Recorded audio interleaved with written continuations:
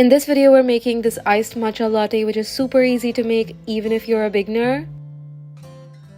These are all of the ingredients you're going to need.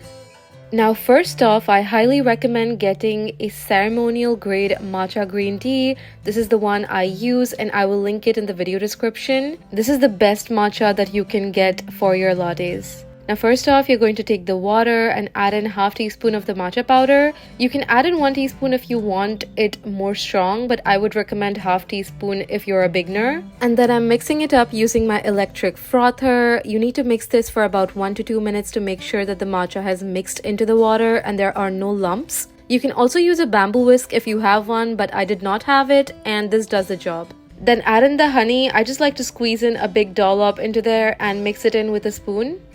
Make sure to mix it properly because the honey is heavy and sinks to the bottom. Then to your glass, add in the ice cubes. I like to fill mine 3/4 of the way. And then fill that up with milk.